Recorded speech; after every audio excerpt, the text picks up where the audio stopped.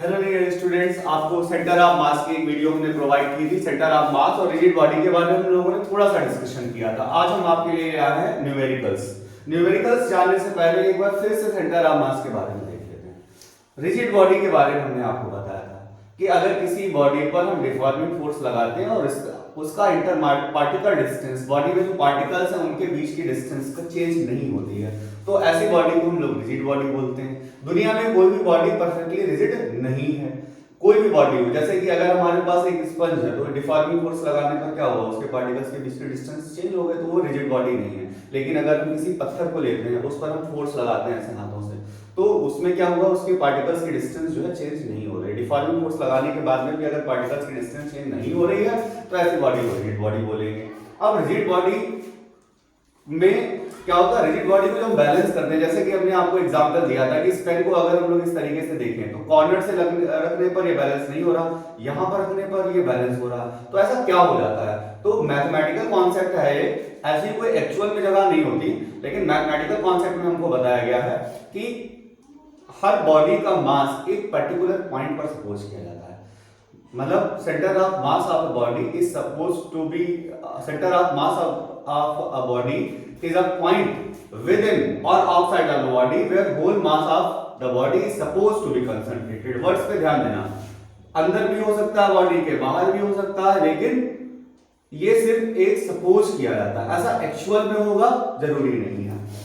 जैसे अभी हमने इसकी ट्रांसलेशनल मोशन के बारे में देखा। ट्रांसलेशनल मोशन क्या होती है, जब कोई बॉडी किसी कर्व या स्ट्रेट पाथ पे इस तरीके से चलती है कि उसके सारे पार्टिकल्स की वेलोसिटी सेम रहे, तो ऐसी बॉडी के मोशन को हम लोग ट्रांसलेशनल मोशन बोलते हैं। अगर वो पाथ स्ट्रेट लाइन में है तो हम लोग उसको बोलेंगे रेक्टिलिनियर मोशन, और अगर वो एक एक्सिस की रिस्पेक्ट में घूम रहा है तो हम लोग कहते हैं रोटेशनल मोशन। जब रोटेशनल और ट्रांसलेशनल साथ में होते हैं तो हम लोग कहते हैं जनरल मोशन। तो अभी हमने इस मोशन में देखा, तो इसमें क्या हुआ कि ए की पोजीशन चेंज होके यहाँ पे आ गई, फिर यहाँ चली गई, बी की पोजीशन चेंज होके यहाँ आई, यहाँ चली गई, सी की पोजीशन चेंज हुई, अलग अलग जगह पे चली गई। लेकिन उसमें क्या हुआ, उस बॉडी का जो सेंटर है वो कहीं भी चेंज नहीं हुआ, उसके सेंटर ऑफ मास की पोजीशन पूरी जनरल मोशन में चेंज नहीं हो रही है। तो यानी कि बॉडी के अंदर का एक ऐसा पॉइंट कि पूरे जनरल मोशन में उसकी जो पोजीशन है वो शिफ्ट नहीं हो रही है, उसको हम लोग बोलते हैं सेंटर ऑफ मास। इसके अलग अलग फॉर्मूले हमने आप लोगों को बताए थे, जैसे कि इसका जनरली अगर x एक्सिस की रिस्पेक्ट में फार्मूला देखा जाए तो x एक्सिस की रिस्पेक्ट में इसका फार्मूला था m1 x1 plus m2 x2 plus m3 x3 plus so on upon m1 plus m2 plus m3 and so on. अगर यही हमारा 2D में होता है तो हम लोग y एक्सिस के अलॉन्ग भी देख लेंगे, 3D में होता है जो z एक्सिस के अलॉन्ग भी देख लेंगे। अब कैलकुलस मेथड से इसका फार्मूला था 1 अपॉन m x dm, ये हमारा कैलकुलस मेथड से फार्मूला था। खैर उस वाली वीडियो को आप दोबारा देखेंगे तो आपको चीजें कुछ क्लियर हो जाएंगी। तो सेंटर ऑफ मास हमने बता दिया, centre of mass of a body is a point within or outside of the body where whole mass of it is supposed to be concentrated। जैसे कि हम लोग कुछ डायग्राम्स के बारे में यहाँ पर देखेंगे, उन डायग्राम्स में ये हम लोग देख पा रहे हैं, जैसा कि होलो स्फीयर, उसका सेंटर ऑफ मास कहाँ, सेंटर पर। रिंग का सेंटर ऑफ मास सेंटर पे, जहां पर कोई पार्टिकल ही नहीं है। डिस्क का सेंटर ऑफ मास कहाँ पे है, डिस्क का सेंटर ऑफ मास, डिस्क का सेंटर ऑफ मास हम लोग देख रहे हैं, यहाँ पे देखते हैं। तो डिस्क का सेंटर ऑफ मास सेंटर पे, ट्रायंगुलर प्लेट है या लैमिना है, उसका सेंटर ऑफ मास कहां पे होगा, सेंट्रॉइड, यानी कि इंटरसेक्शन पॉइंट ऑफ मीडियंस पे। स्क्वायर का कहां होगा, intersection point of diagonals. Rectangular का क्या होगा, इंटरसेक्शन पॉइंट ऑफ डायगोनल। कोन का कहां पे होगा, जैसे कोन में अगर देखा जाए तो ये इसको अपेक्स बोलते हैं, इसको हम लोग बेस बोलते हैं, बेस का सेंटर। अब सेंटर और अपेक्स को मिलाने वाली लाइन में ऊपर से अपेक्स से 3h/4 या बेस से h/4 की पोजीशन पे इसका सेंटर ऑफ मास होगा, और सिलेंडर का सेंटर ऑफ मास उसकी एक्सिस पर होता है। लास्ट वीडियो में आप लोग देखेंगे, वहां पे आपको मिलेंगे। आज हम लोग सिर्फ न्यूमेरिकल्स पर फोकस करने वाले हैं। ओके, तो यहां पर हम हमारा पहला न्यूमेरिकल है n number of particles of mass is m, 2m, 3m, nm are at distance 1, 2, 3 and so on, and find the center of mass of the system। अब हमें इसका सेंटर ऑफ मास निकालना है। तो जैसा कि हमने आपको फार्मूला बताया है, x इक्वल्स टू क्या होता है, m1 x1 plus m2 x2 plus m3 x3 plus mn xn upon m1 plus m2 plus m3 plus mn। अब हम लोग वैल्यूज यहाँ पर पुटअप करेंगे। यहाँ पर पहले वैल्यू है m और उसकी पोजीशन है 1, फिर है 2m और वैल्यू क्या है 2m 2, फिर क्या है हमारे पास में 3m, फिर हमारे पास में क्या है 3। इस तरीके से आगे हम लोग चलेंगे तो nm और यहाँ पर क्या है n अपॉन में m plus 2m plus 3m plus इस तरीके से nm। अगर हम लोग देखते हैं तो ऊपर हमारा क्या बनना है, ऊपर हमारा बनना है m plus 4m plus 9m plus n square upon, अगर हम यहां से m कॉमन लेते हैं तो हमारा बन रहा है 1 प्लस 2 प्लस 3 प्लस n। अब ऊपर अगर हम लोग m कॉमन ले लेते हैं तो m कॉमन लेने से थोड़ा सा ऊपर शिफ्ट करके हम क्वेश्चन को यहाँ पर लगा रहे हैं, तो m कॉमन लेते हैं तो हमारा अंदर हो जाएगा 1 plus 4 plus 9 plus n square, और यहाँ पर हमारा m कॉमन लेने पर हो गया 1 प्लस 2 प्लस 3 प्लस n। अब मैथ्स में आप एक ही पढ़ रहे होंगे, या जो बायो वाले बच्चे हैं जिनको अर्थमेटिक प्रोग्रेशन के बारे में नहीं पता है, वो लोग यहाँ पर फॉर्मूले देखेंगे। तो सिग्मा n का फॉर्मूला होता है n into n plus 1 upon 2, और सिग्मा n स्क्वायर का फॉर्मूला होता है n into n plus 1 into 2n plus 1 upon 6। ये फॉर्मूला हमारा होता है। तो हम लोग ये वैल्यूज यहाँ पर रखेंगे, तो इन वैल्यूज को रखने पर हमने क्या पाया, हमने यहाँ पर पाया mm तो कैंसिल हो चुका था, ऊपर आया हमारा n into n plus 1 into 2n plus 1 upon 6, और इसको हटा दें।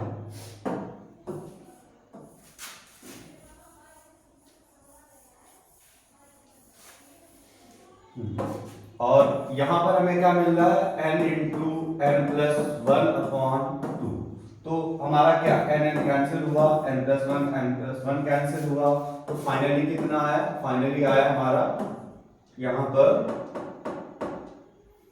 2n plus 1 upon 3। ओके, ये हमारा x की वैल्यू आ गई। तो कोई प्रॉब्लम इस क्वेश्चन में, आसान सा क्वेश्चन था। हमने यहाँ पर सेंटर ऑफ मास का फार्मूला लगाया, पहले ऊपर m कॉमन लिया, नीचे m कॉमन लिया, ऊपर हमें सिग्मा n स्क्वायर का फार्मूला मिला, नीचे हमें सिग्मा n का फार्मूला लगाना पड़ा, और हमने यहाँ पर वैल्यूज रखी और सॉल्व कर लिया। ठीक है, आगे बढ़ते हैं। तो हमारा नेक्स्ट क्वेश्चन है, सेम क्वेश्चन है, और इसको लगाने से पहले क्वेश्चन देख लेते हैं। हमारे x1 और x2 की पोजीशन दी गई है और मास सबका सेम दिया गया है यहाँ पर, और यहाँ पर क्वेश्चन आप अच्छे से पढ़ लेंगे। क्वेश्चन पढ़ने के बाद में थोड़ी सी जगह बनाते हैं।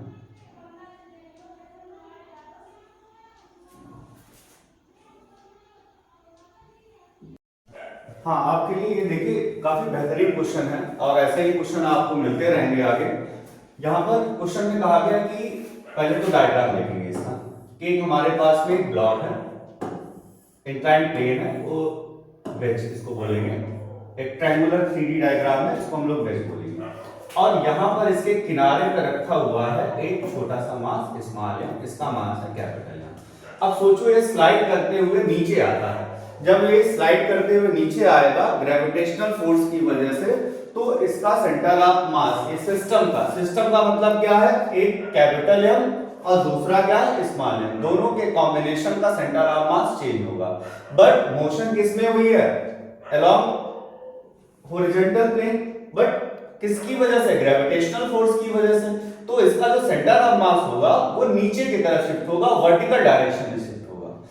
तो वर्टिकल डायरेक्शन में जब इसका सेंटर ऑफ मास शिफ्ट होगा, जैसे ही ये नीचे की तरफ यहां पर पहुंचेगा, इस डायग्राम को फिर से देखते हैं कि ये ऐसे यहां पर पहुंच चुका है नीचे की तरफ। ये हमारा ब्लॉक अब यहां पर पहुंच चुका है, पहले यहां पर था तो उसका सेंटर ऑफ मास कहीं पर था। वो ब्लॉक अगर हम यहां पर पहुंचा तो उसका सेंटर ऑफ मास अब कहां पर रहा होगा, तो वो चीज हमें देखनी थी। तो हमने क्या किया, ये इसने अगर x डिस्टेंस पीछे की तरफ डिस्प्लेस हुआ, ओके, तो यहां पर भी ये डिस्प्लेसमेंट कितना होना चाहिए, x होना चाहिए। तो जो कैपिटल M है उसका पोजीशन कितना चेंज हुआ होगा, उसका पोजीशन चेंज हुआ होगा L - x, ओके, क्योंकि ये L है तो ये बची हुई पोजीशन कितनी हुई, L - x, ओके। तो अब हम लोग यहाँ पर सॉल्व करेंगे। जो हमारा नया वाला सिस्टम है, जब हमारा ब्लॉक यहाँ पे आ चुका है तो ये हो गया हमारा L - x और पूरा ऑब्जेक्ट जो है ये पीछे x की तरफ ये स्लाइड हो चुका है। देखेंगे तो हमारा बेसिक फार्मूला है m1x1 plus m2x2 upon m1 plus m2 equals to 0। m होता है यहाँ पर वैसे डेल्टा x होता है, लेकिन अब देखो यहाँ पर कोई एक्सटर्नल फोर्स नहीं लगा रहा। जब हमारे पास कोई एक्सटर्नल फोर्स नहीं लगता है तो हमारे पास डेल्टा x की वैल्यू कितनी हो जाती है, हमारे पास डेल्टा x की वैल्यू 0 हो जाती है। हम लोग क्या करेंगे, यहाँ पर हम लोग डेल्टा x की जगह पर 0 पुट कर लेंगे। क्या हो जाएगा, m1x1 plus m2x2 equals to क्या हो जाना चाहिए, यहाँ पर m1x1 plus m2x2 equals to 0 हो जाना चाहिए। अब हम लोग यहां पर देखेंगे तो एक यहां पर शिफ्ट हुआ है, एक ऑब्जेक्ट आ रहा है नीचे की तरफ, दूसरा ऑब्जेक्ट तुम्हारा जा रहा है राइट की तरफ। यहां पर वैल्यूज को जब हम लोग पुट अप करेंगे, x1 को अगर हम लोग यहां पर लेते हैं x1 को यहां पर लेते हैं x, तो इसको क्या लेना होगा, L - x,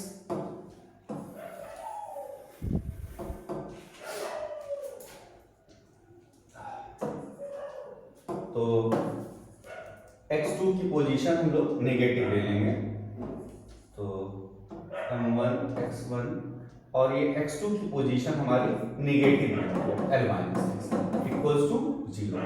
तो m1 x equals to capital M, पहले m2 लिखेंगे, सॉल्व करेंगे,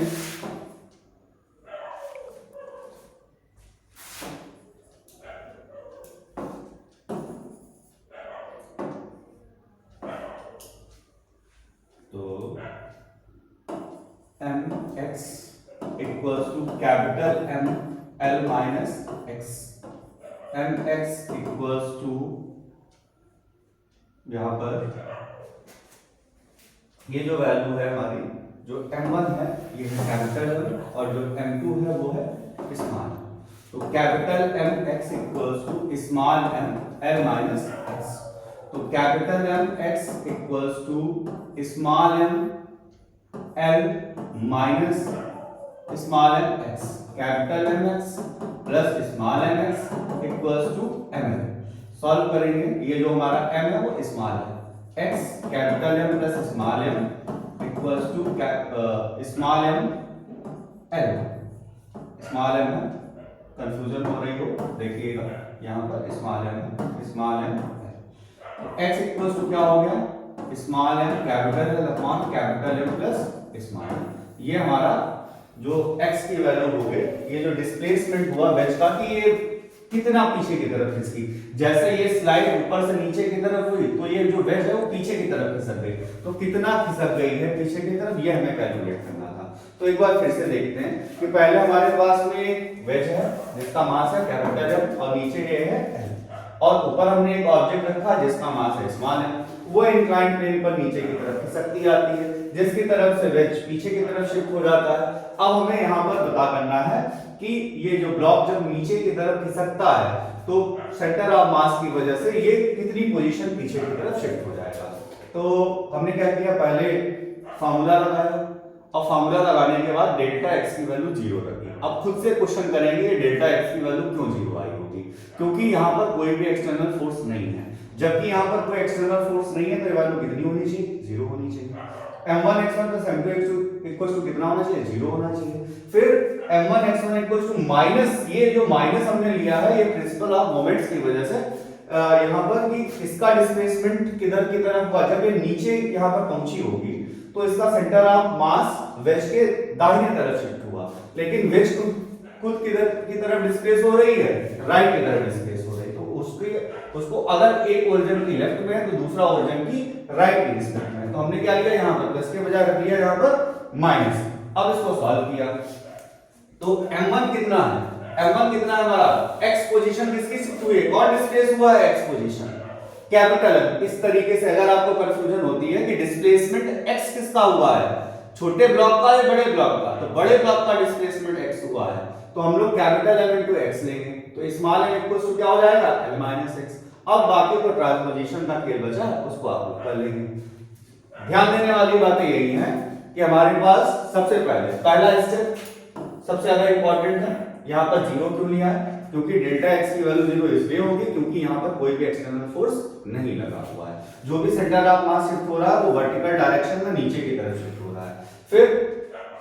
फिर दूसरा कि ये माइनस क्यों आया, जैसा कि हमने आपको बताया वेज यहाँ पर शिफ्ट हुई है किधर की तरफ, राइट डायरेक्शन में, लेकिन जब वो इंक्लाइन प्लेन के नीचे की तरफ आया, जब ये हमारा स्मॉल m नीचे की तरफ आया तो उसकी वजह से उसका सेंटर ऑफ मास शिफ्ट हुआ थोड़ा सा राइट लेफ्ट डायरेक्शन में, तो वो उसकी रिस्पेक्ट में अपोजिट जा रहा है, इसलिए हमने वैल्यू रखी माइनस की। तो चाहते तो हम डायरेक्ट लिख सकते थे m1 x1 m2 x2, लेकिन आपको करके दिखाया है। फिर अब हमने क्या किया, यहाँ पर x1 की वैल्यू हमने अगर x ली तो x क्या शिफ्ट हुआ है, बड़ा ऑब्जेक्ट कैपिटल M, तो छोटा कितना हुआ l माइनस x हुआ और ट्रांसपोजिशन करके निकाल लिया। आई होप अब तुम्हें यहाँ पर कोई भी प्रॉब्लम नहीं होगी। अच्छा क्वेश्चन था, अब हम लोग चलते हैं नेक्स्ट क्वेश्चन पे। तो यहाँ पर कहा गया है कि हमारे पास में नंबर ऑफ पार्टिकल्स थे और जो ओरिजिन से ऐसे डिस्टेंस पे रखे हुए थे और हमें इनका सेंटर ऑफ मास निकालना है। ऐसे दो क्वेश्चन अभी हम लोग प्रैक्टिस कर चुके हैं, लेकिन फिर भी देखेंगे। डेल्टा x इक्वल्स टू क्या होना चाहिए, m1 x1 plus m2 x2 plus m3 x3 plus mn xn upon m1 plus m2 plus m3 plus mn। Okay, अब यहां पर सबका मास तो सेम था, ऊपर क्या है m1 into 1 plus m2 into 2 plus m3 into 3 plus mn into n। नीचे हमारा क्या हुआ m plus m plus m plus n, ऐसा कितना है n टाइम्स। अब हम लोग यहां पर क्या करेंगे देखेंगे, इधर हमारे सारे ऑब्जेक्ट का मास सेम था, हमने m ले लिया, अंदर क्या बचा 1 plus 2 plus 3 plus n times, n terms है यहाँ n टर्म्स, और नीचे m जब n टाइम जोड़ा जाएगा तो nm हो जाएगा। मैथ्स वाले जानते हैं ये सिग्मा m है, sigma n 1 plus 2 plus 3 plus 4, ये क्या होता है सिग्मा n, जिसका फार्मूला होता है n into a plus 1 upon 2। तो हम लोग सॉल्व करेंगे, सॉल्व करने पर हमारे पास में क्या आ जाएगा, ऊपर है m, यहाँ पर हो जाएगा n into n plus 1 upon 2 nm, cancel हुआ m कैंसिल हुआ, फाइनल आंसर आया n plus 1 upon, this is our answer. आसान सा क्वेश्चन था, रिपीटेडली हम लोग इस टाइप के क्वेश्चन लगा रहे हैं, आसानी से आ गया होगा। कोई प्रॉब्लम होती है, डेल्टा x का पहले फार्मूला लगाया, सारी वैल्यूज पुट अप करी, सिग्मा n का फार्मूला रखा और सॉल्व कर लिया। कोई भी दिक्कत होती है आप कमेंट बॉक्स में मेंशन करेंगे, आप लोग उस पर्टिकुलर क्वेश्चन का शॉर्ट में आंसर दे देंगे। ओके, फिर हम लोग आगे की तरफ बढ़ते हैं। अब यहाँ पर दो मास और इनको किसी स्प्रिंग से कनेक्ट किया गया, पहले डेल्टा x आगे की तरफ खींचा गया, फिर उसको रिलीज किया गया है, और हमें ये पता करना है कि इसका सेंटर ऑफ मास कहां पर शिफ्ट होगा। देखते हैं, दो मासेस हैं m1 और m2 जो कि स्प्रिंग से कनेक्ट है। इसका फोर्स कांस्टेंट है 8, हमने डिस्टेंस ले ली इनके बीच की, ओके, और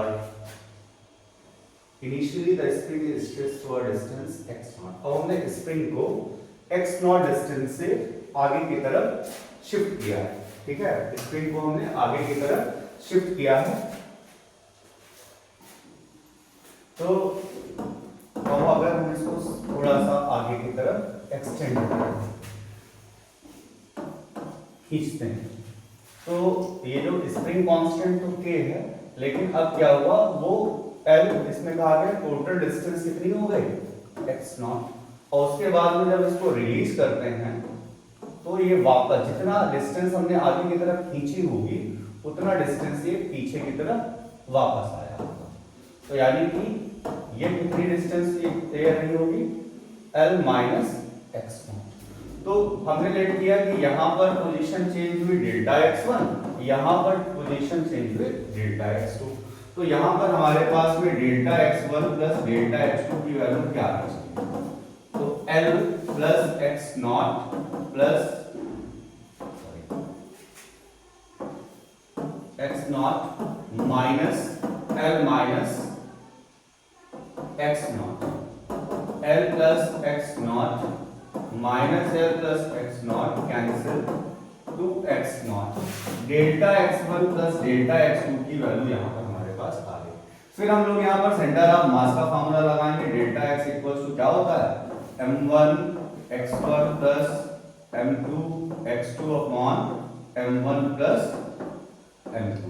यहाँ पर इस बार हम लोग क्या कर रहे हैं, इस बार हम लोग x1 और x2 की जगह पर डेल्टा x1 और डेल्टा x2 है।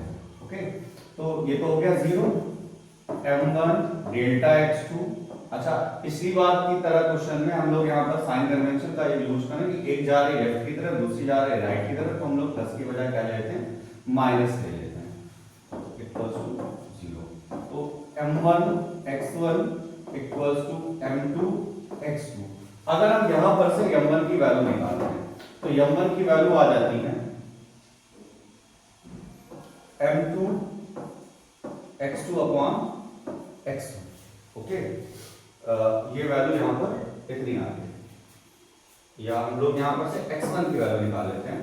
तो x1 की वैल्यू यहाँ पर आ जाएगी m2 अपॉन m1 x2, और ये डेल्टा में है, ये delta x1 delta x2 delta. Okay, अब हम लोग क्या करते हैं, ये डेल्टा x1 की वैल्यू उठा के रखते हैं क्वेश्चन नंबर फर्स्ट में। तो वहां पर क्या हो जाएगा, m2 upon m1 delta x2 equals to 2x। Okay, तो delta x1 plus delta x2, delta x1 की जगह ये वैल्यू आएगी plus delta x2 equals to 2x0। ठीक है, डायग्राम को समझ में आ गया होगा, तो इसको हटाते हैं। अब आगे सॉल्व करते हैं। तो डेल्टा x2 ले लिया कॉमन, यहां पर आया m2 upon m1 plus 1 equals to 2x0, delta x2 equals to m2 plus m1 upon m1 equals to 2x0। Okay,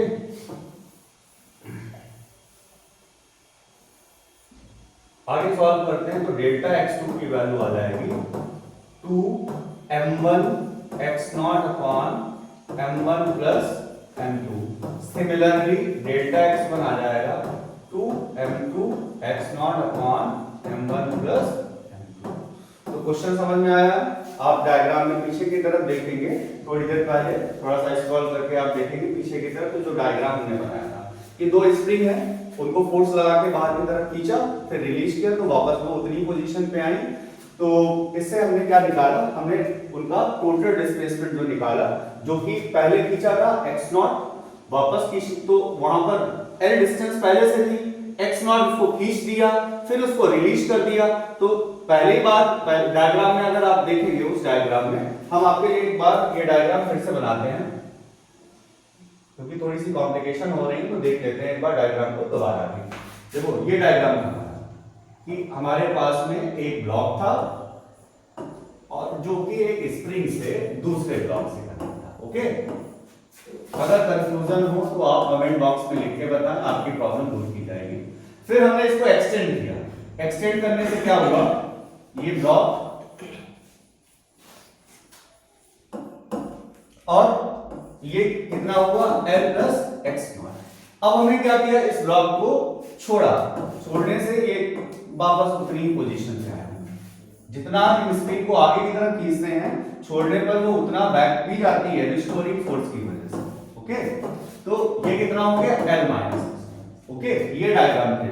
अब इससे हमने क्या किया, टोटल डिस्प्लेसमेंट अगर हम लोग यहां पर देखें कि यहां पर हो गया डेल्टा x1, यहां पर हो गया डेल्टा x2, तो delta x1 plus delta x2 equals to, यहां पर टोटल डिस्टेंसेस क्या होनी चाहिए, कितना डिस्प्लेसमेंट हुआ होगा, तो L plus x0 minus L minus x0। Okay, तो सॉल्व करने पर कितना आ गया, L कैंसिल 2x0, तो delta x1 plus delta x2 equals to 2x0 value आ गई। फिर हमने यहाँ पर प्रिंसिपल ऑफ मोमेंट्स का यूज किया, क्योंकि कोई एक्सटर्नल फोर्स नहीं लगा है, स्प्रिंग का ही फोर्स लगा है, तो हम लोगों ने क्या किया यहाँ पर m1 delta x1 equals to m2 into delta x2। Okay, तो यहां से अगर सॉल्व करें तो delta x1 equals to m2 upon m1 delta x2। अब इस x1 की वैल्यू उठा के अगर हम लोग यहां पे रख देते हैं तो डेल्टा x2 इक्वल्स टू यहां पर आ जाता है 2m, डेल्टा x2 की वैल्यू रखने पर हमारे पास में यहां पर आ जाएगा 2 m1 x0 upon m1 plus m2। ठीक है, इस तरीके से आप सॉल्व करेंगे, पीछे का सॉल्यूशन देखिएगा यहां पर x2 में 2m1 है, x1 में 2m2। ठीक है, सेम क्वेश्चन था, हमने पीछे आपको एक्सप्लेन किया, अगर कोई प्रॉब्लम होती है तो आप बताइए। आगे देखते हैं अगले क्वेश्चन में, आसान सा क्वेश्चन है, इसको आप अपने आप थोड़ा सा ट्राई करने की कोशिश करेंगे। फार्मूला हम लिखते हैं, ये क्वेश्चन आपके लिए है, वेक्टर फॉर्म में है, तो delta vector r equals to m1 r1 plus m2 r2 plus m3 r3 upon m1 plus m2 plus m3। इन सारी वैल्यूज को यहां पर रख लीजिए, m1 आपको पता है 1, m2 आपको पता है 2, m3 आपको पता है 4, r1 पता है, r2 पता है, r3 पता है। वेक्टर्स में ij के कॉमन ले लेना, सॉल्व कर लेना। ठीक है, क्वेश्चन आज आपसे लगेगा, ये क्वेश्चन आपके लिए छोड़ते हैं, आप लोग अपने आप कोशिश करिएगा। आगे देखते हैं, आगे यहां पर हम लोग इसको सॉल्व करेंगे। ये काफी अच्छा क्वेश्चन है। यहां पर क्या हुआ है कि 1 मीटर रॉड है, इसमें first 0.2 metre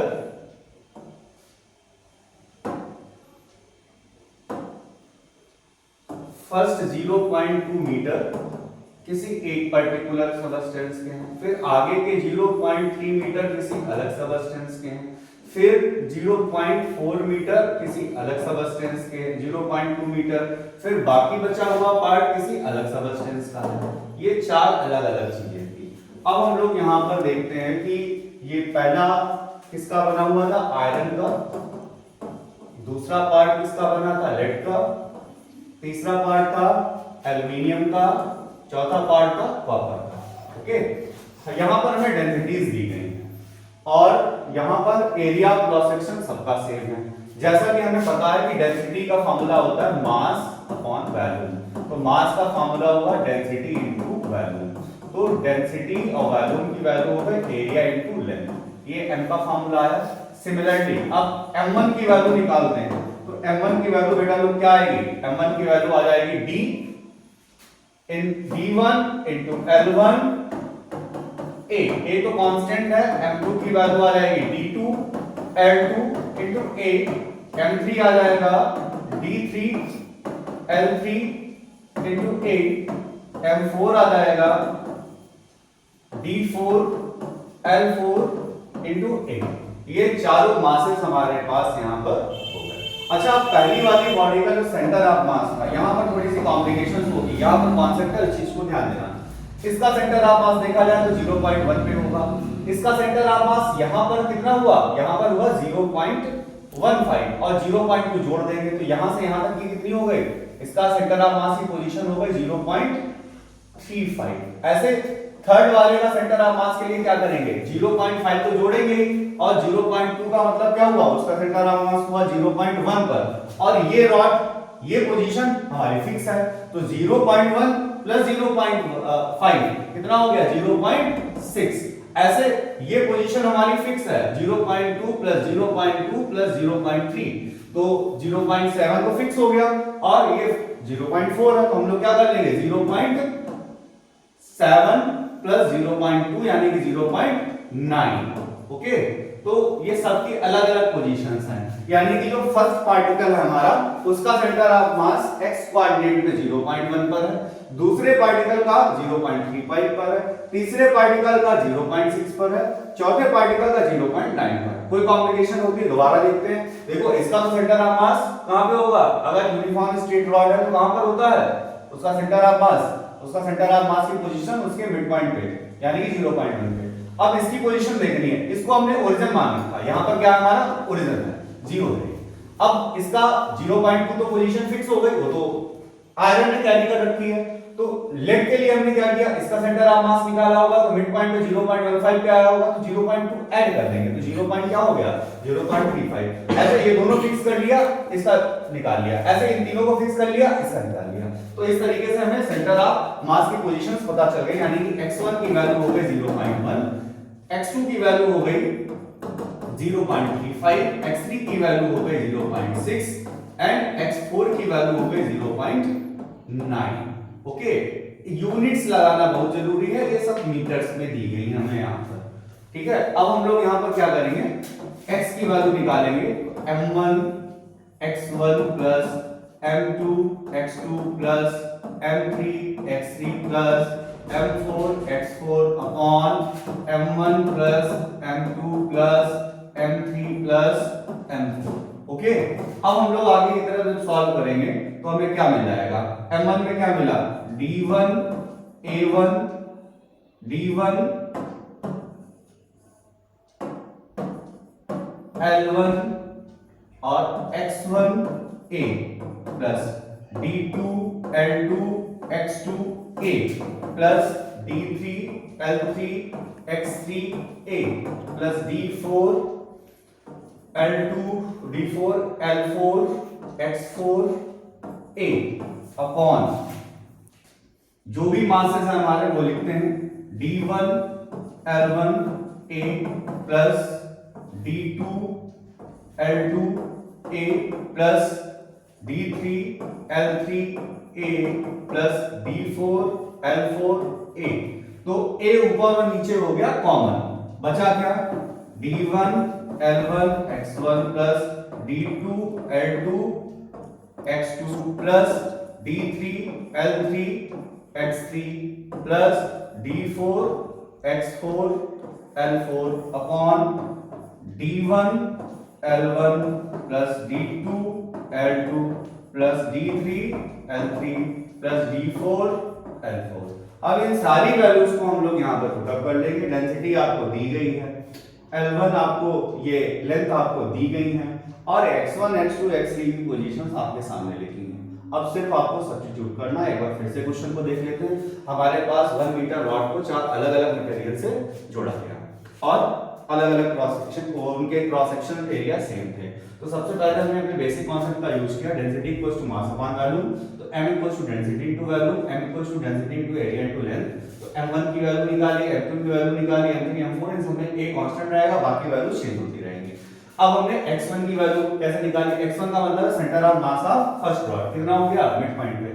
centre of mass of second rod क्या करेंगे, पहली पोजीशन को रखेंगे और इसको हम लोग यहां पर हाफ को ऐड कर लेंगे। ऐसे इन दोनों को फिक्स रखेंगे, इसको ऐड कर लेंगे, इसके हाफ को, इन तीन को फिक्स रखेंगे, इसके हाफ को ऐड कर लेंगे। x1 x2 x3 x4 हमारे हो गए। x की वैल्यू निकाली, पहले में एक कॉमन लिया, दूसरे में एक कॉमन लिया, कैंसिल किया, जो वैल्यूज आई उनको रखा। अब यहाँ पर सिर्फ आपको वैल्यूज ही पुट अप करनी है। फिर भी अगर आपका आंसर नहीं आता, इसका आंसर निकालेंगे, कमेंट बॉक्स में लिखेंगे। अगर फिर भी किसी का गलत आंसर आता है तो आप हमसे पूछेंगे। हाँ, तो ये क्वेश्चन है, the linear density of rod of length varies as kx square upon है। लीनियर डेंसिटी का मतलब है यहाँ पर dm अपॉन dx, जो कि हमको दी गई है kx स्क्वायर अपॉन l। तो यहाँ पर से dm क्या करेगा, तो dm equals to kx square upon l dx। ये dm की वैल्यू हमारे पास में आ गई। सेंटर ऑफ मास का फार्मूला होता है cm equals to calculus method में 1/m 0 to L x dm सारी वैल्यूज हम लोग पुटअप करते हैं। तो 1/m और m की वैल्यू यहाँ पर कितनी है, तो उसके लिए हमें यहाँ पर इसको इंटीग्रेट करना पड़ेगा। 0 to L kx square upon L dx, और ऊपर क्या हुआ हमारा, ऊपर हुआ हमारा integration of 1/m x dm। dm का मतलब क्या है, kx square upon L dx। अच्छे से इसको देख लेंगे। dm अपॉन dx की वैल्यू हमें क्वेश्चन में दी गई है जो कि है kx स्क्वायर अपॉन L। इससे हमने dm की वैल्यू निकाली जो कि है kx square dx upon L। अब हमने सेंटर ऑफ मास निकाला, तो सेंटर ऑफ मास का फार्मूला है 1/m 0 to L x dm। अब हम लोग यहाँ पर क्या करें, कैपिटल M। अब देखो कैपिटल M अगर तुम्हें यहाँ पर निकालना तो इस पार्ट का तुम्हें इंटीग्रेशन करना पड़ेगा, kx square dx upon L, और कहां से कहां तक, 0 to L तक। तो कैपिटल M की वैल्यू हमें पता है, और ऊपर हमारा क्या था, x dm था, वो हमने अपना ले लिया। तो अब हमने यहाँ पर क्या किया, ये ऐसे हटेगा। तो अब सॉल्व करने पर क्या आ गया, अब सॉल्व करने पर अगर हम लोग देखते हैं, ध्यान से देखिएगा, थोड़ा सा टफ क्वेश्चन है। 0 to L k upon L हो गया कॉमन बाहर, अंदर बचा x क्यूब dx। ऐसे यहां पर k अपॉन L हो गया बाहर, अंदर क्या बचा, 0 to L x square dx। ये कैंसिल हो गया आपके। अब ये नहीं कर सकते कि x स्क्वायर से x क्यूब को हम डिवाइड कर दें, ऊपर का इंटीग्रेशन अलग है, नीचे का अलग है। x क्यूब का इंटीग्रेशन बच्चा लोग कितना होता है, x4 अपॉन 4, लिमिट है 0 to L। यहाँ का इंटीग्रेशन क्या है, x क्यूब अपॉन 3, और लिमिट क्या है 0 to L। सॉल्व करेंगे L power 4 upon 4, L power 3 upon 3, solve करने पर हमारा बन जाएगा 3 अपॉन 4। ये हमारा सेंटर ऑफ मास आ गया। बड़ा प्यारा क्वेश्चन था, इसको लगा लेंगे। dm अपॉन dx की वैल्यू हमें क्वेश्चन में दी गई थी, क्योंकि ये लीनियर मास डेंसिटी थी। kx स्क्वायर अपॉन L था, जिससे हमने dm निकाला, इंटीग्रेट करने पर हमें m पता चल गया। सेंटर ऑफ मास का formula 1/m 0 to L x dm। अब हमने यहाँ पर x की वैल्यू, dm की वैल्यू पुटअप करी, और जो m की वैल्यू निकाली थी वो रखी। k अपॉन n हमारे कांस्टेंट थे, बाहर ले गए, कैंसिल कर दिया। x क्यूब का integration x4 upon 4, x square का integration x cube upon x3। अब हमने वहां पर उसको सॉल्व कर लिया, तो हमारा 3 अपॉन 4 L हमारा आंसर आ गया है। इंपॉर्टेंट क्वेश्चन है, आपका क्लास 11 में पूछा जा सकता है। अगले क्वेश्चन पे आगे बढ़ते हैं। तो दो ब्लॉक्स दिए गए हैं x एक्सिस पे, एक ब्लॉक दिया गया है 10 kg और दूसरा ब्लॉक हमारा दिया गया है 30 kg का। ठीक है, दूसरा ब्लॉक है 30 kg का, और इनका कोई सेंटर ऑफ मास यहां पर दिया गया होगा। लेट कर लेते हैं। तो यहां पर सेंटर ऑफ मास की जो वैल्यू है हमारी वो दी गई है m1 x1 plus m2 x2 upon m1 plus m2। ये इसका यहाँ पर सेंटर ऑफ मास दिया गया है। फिर इसमें कहा गया फर्स्ट ऑब्जेक्ट को हम 2 सेंटीमीटर आगे बढ़ा देते हैं, तो दूसरे ऑब्जेक्ट को हम कितना बढ़ाएं कि सेंटर ऑफ मास हमारा चेंज ही ना हो। तो यानी कि सेंटर ऑफ दोनों को ही हम एक दूसरे की तरफ बढ़ा रहे हैं, तो सेंटर ऑफ मास दोबारा हमारा चेंज नहीं हो रहा, उसकी वैल्यू वही है। m1 हमारा उतना है, बट x1 की वैल्यू हो चुकी है x1 plus 2, okay, plus m2। x2 की वैल्यू हमारी कितनी है, x2 की वैल्यू हमारी हो चुकी है x2 minus delta x। Minus क्यों लिया है हमने इसको, माइनस इसलिए हमने लिया है क्योंकि हमारे पास में या हम लोग यहाँ पर ऐसे शिफ्ट करके ही लिख लेते हैं, आगे हमारी आसानी रहेगी लिखने में। ये हमने ले लिया इस बार डेल्टा x, ये ले लिया हमने delta x2 upon m1 plus m2। दोनों सेंटर ऑफ मास सेम है, चेंज नहीं हुए हैं, तो हमने वैल्यूज इक्वल रख ली। m1 x1 plus m2 x2 upon m1 plus m2 equals to m1 delta x1 plus m2 delta x2 upon m1 plus m2। जो कैंसिल हो सकते थे उनको कैंसिल कर दिया। m1 x1 plus m2 x2 equals to m1। Delta x1 की वैल्यू क्या है? डेल्टा x1 की वैल्यू है x1 प्लस 2। ऐसे ही m2 x2 की वैल्यू, यहां डेल्टा x2 की वैल्यू क्या है? डेल्टा x2 की वैल्यू है x2 माइनस समथिंग l।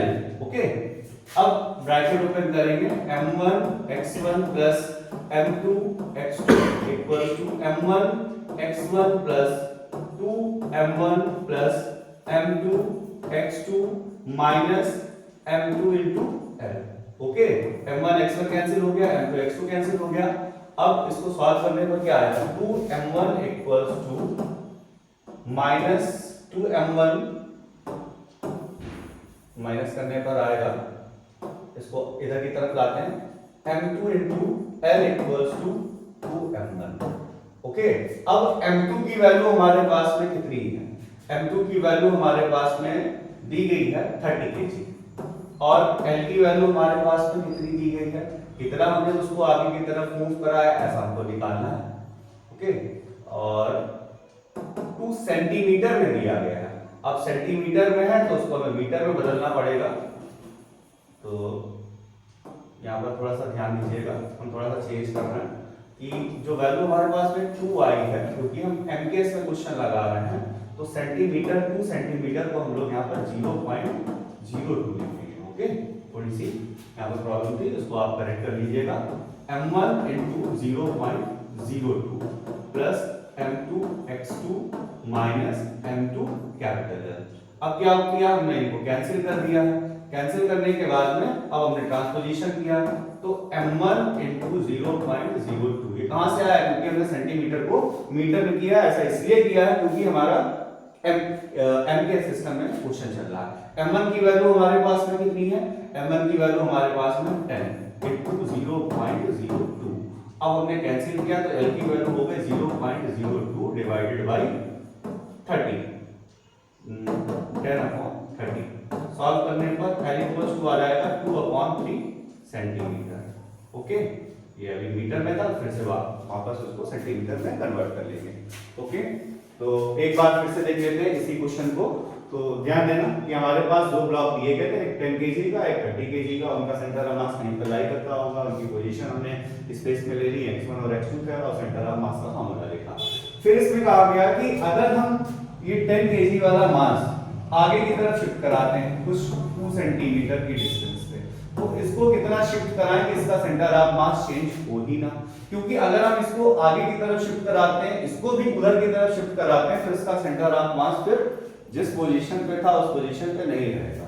तो उसके लिए हमें क्या करना पड़ा? उसके लिए हम लोगों को सेंटर ऑफ मास के लिए डेल्टा x1 और डेल्टा x2 हमने ले लिया। दोनों में सेंटर ऑफ मास चेंज नहीं हुआ, दोनों वैल्यू को इक्वेट कर लिया, कैंसिल किया। डेल्टा x1 को हम लोग x1 प्लस 0.02 लिखेंगे क्योंकि हमने उसको राइट की तरफ शिफ्ट किया है, और x2 को हम लोग क्या करेंगे? उसको हमने लेफ्ट की तरफ शिफ्ट किया, तो x2 माइनस l लिख लिया हमने। जो कैंसिल हो सकते थे उनको कैंसिल कर लिया। 2 सेंटीमीटर दिया गया था, उसको मीटर में कन्वर्ट करने के लिए हमने क्या किया? उसको मीटर में कन्वर्ट करने के लिए 0.02 लिया और उसके बाद उसको सॉल्व कर लिया। ठीक है, ऐसा क्वेश्चन कोई आता है तो आसानी से आप लगा सकते हैं। आगे की तरफ बढ़ते हैं। तो अभी थोड़ी देर पहले ऐसा ही एक क्वेश्चन हमने लोगों ने लगाया था, लेकिन फिर से देख लेते हैं। यहां पर हमारा dm अपॉन dx दिया है a प्लस bx। ओके, तो dm की वैल्यू हो जाएगी a प्लस bx dx। तो यानी कि dm इक्वल्स टू हो जाएगा a प्लस bx dx। अब 0 टू l इसकी लेंथ है, m की वैल्यू क्या हो जाएगी? a का इंटीग्रेशन हो जाएगा ax, इसका हो जाएगा bx स्क्वायर अपॉन, और लिमिट लगी 0 टू l। तो m की वैल्यू हमारे पास में आ चुकी है al plus bl square upon 2। ठीक है, ये m की वैल्यू आ गई। सेंटर ऑफ मास इस केस में क्या होना चाहिए? सेंटर ऑफ मास का फॉर्मूला हो जाएगा 1/m 0 to l x d m. Okay, 1/m 0 to L। x की वैल्यू क्या है और dm की वैल्यू है हमारे पास में a plus b x into d x. 1/m 0 to L ax plus b x square.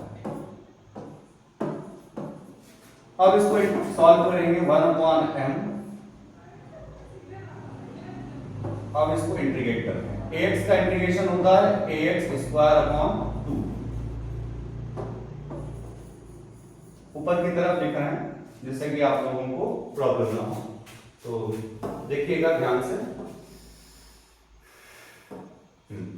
1/m और यहां इंटीग्रेशन किया तो आ जाएगा ax square upon 2 plus b x cube upon 3 0 to L। 1/m a l cube upon 2 plus b l cube upon 3। अब हमने a l cube upon 2 plus b l cube upon 3 upon में m की वैल्यू कितनी आई थी हमारी, limit अगर रखेंगे तो कितनी आ जाएगी, a l plus b l square upon 2। l common लेके कैंसिल कर दिया तो a l स्क्वायर था, तो a l कॉमन ले लिया हमने बाहर की तरफ, एक l कैंसिल भी किया है, ऊपर हमारा l स्क्वायर कॉमन है तो बचेगा a upon 2 plus b upon 3l। यहां पर l कॉमन है, a plus b l upon 2। Okay, l हमने कैंसिल किया, 3a plus 2b l upon 2a plus b। ये हमारे पास में आंसर आ रहा है। ये हमारा सेंटर ऑफ मास यहां पर आंसर आ जाएगा। फिर से एक बार देखते हैं, dm अपॉन dx की वैल्यू a प्लस bx है, dm की value a plus bx, dx हो जाएगी तो dm की value 0 to a plus bx dx हो जाएगी। इंटीग्रेशन करेंगे ax plus bx square upon 2 हो जाएगा, m की वैल्यू निकाल लेंगे लिमिट लगाने से। ये हमारे पास मास आ गया। अब सेंटर ऑफ मास का फॉर्मूला रखा और x dm की वैल्यू रखी, मल्टीप्लाई किया, इंटीग्रेशन किया। इंटीग्रेशन करने के बाद जब सब सॉल्व हो गया तो हमने m की वैल्यू पुट अप की। ऊपर हमने l स्क्वायर कॉमन लिया, नीचे हमने l कॉमन लिया, एलसीएम लिया और हमने यहां पर सॉल्व कर दिया। तो यहां पर 3a प्लस 2b अपॉन 6 और यहां पर है 2a plus b upon l। तो ऊपर गया 2, नीचे गया 6। तो यहां पर सॉल्व करेंगे तो यहां पर फाइनल आंसर देखिए, यहां पर थोड़ा सा बिगाड़ना पड़ेगा, इनको बोर्ड पे अभी जगह नहीं है। तो सॉल्व करने पर हमारे पास में आ जाएगा 2l upon 3a plus 2b l upon 2a plus b l। Okay, ये हमारे पास में फाइनल आंसर आ जाएगा। यहां पर 1 अपॉन 3 सॉरी 1 यानी कि l अपॉन 3। ठीक है, ये न्यूमेरिकल लगाने की कोशिश करिएगा, अच्छा क्वेश्चन है। आगे बढ़ते हैं। Centre of mass of 3 particles, और इसमें कहा गया चौथे पार्टिकल को हम कहां पर रखें तो उसका सेंटर ऑफ मास यहां पर है। क्या देखते हैं, पहले उनकी पोजीशंस हमने ले ली x1 x2 और x3, x1 y1 z1 वगैरह। तो पहला हमारा 1 kg था तो 1 kg वाले का पोजीशन हमने ले ली x1 y1 z1। 2 kg वाले का हमने ले लिया x2 y2 z2। 3 kg का हमने ले लिया x3 y3 z3। ओके, अब इसका सेंटर ऑफ मास अगर हमें निकालना हो x की रिस्पेक्ट में, x कोऑर्डिनेट इसका आ जाएगा m1 x1 plus m2 x2 plus m3 x3 upon m1 plus m2 plus m3। Okay, अगर इसमें फोर्थ पार्टिकल रखा तो फोर्थ पार्टिकल रखने पर इसका सेंटर ऑफ मास शिफ्ट हो गया, तो इसका सेंटर ऑफ मास शिफ्ट होके कहां पे पहुंचा, तो इसका सेंटर ऑफ मास शिफ्ट होके पहुंच गया कहां पर, x डैश पर। x डैश की वैल्यू यहां पर क्या हो गई, तो इसके x डैश की वैल्यू हो गई m1 x1 plus m2 x2 plus m3 x3